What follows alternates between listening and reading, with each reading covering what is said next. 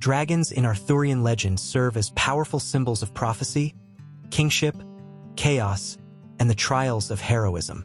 While they are not as common as knights or magical artifacts, their appearances are significant and rich with meaning.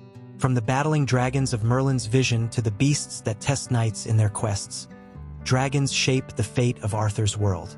One of the most famous dragon stories comes from Geoffrey of Monmouth's Historia Regum Britanniae.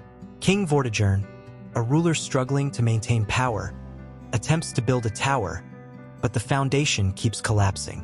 Merlin reveals the true cause of the problem. Beneath the tower, two dragons are fighting. The red dragon represents the Britons, while the white dragon symbolizes the Saxons. The vision foreshadows the eventual victory of the Britons over the Saxons, but also acknowledges the ongoing struggle for control over Britain. This battle of dragons is more than just a mystical event. It reflects real historical tensions and presents dragons as forces of fate and destiny. Beyond prophecy, dragons in Arthurian legend are deeply tied to the concept of kingship.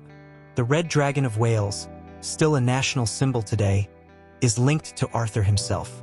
Uther Pendragon, Arthur's father, supposedly took his name from a vision of a dragon or from the dragon-adorned banner he carried into battle. The name Pendragon translates to head dragon or chief dragon, reinforcing the idea that the ruler of Britain is not just a man but someone connected to a greater mystical force.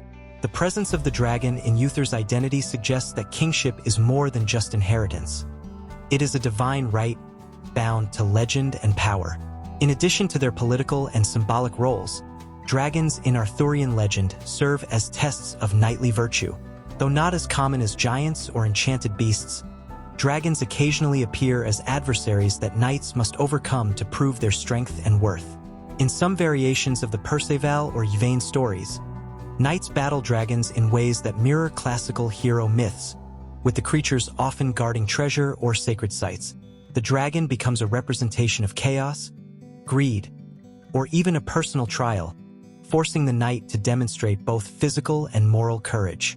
These encounters emphasize the chivalric ideal that true heroism is not just about slaying monsters, but about facing one's fears and proving one's righteousness. Another lesser-known dragon encounter occurs in later Arthurian romances and medieval expansions of the legends. Some versions of the Tristan and Isolde story include a dragon that Tristan must slay to prove himself worthy of Isolde's hand in marriage. This aligns with the common European trope of the knight-errant facing a dragon as part of his journey toward honor and love. While not as central to the legend as Merlin's prophecy or Uther's title, this reinforces the idea that dragons represent trials and that overcoming them is part of proving one's greatness. Even after the medieval period, the image of dragons in Arthurian legend endured. Writers and scholars interpreting these stories often saw dragons as symbols of the struggles between civilization and chaos, between rightful rule and invasion.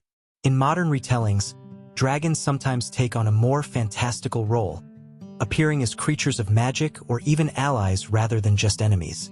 Arthurian dragons are more than just mythical beasts. They are reflections of power, struggle, and destiny.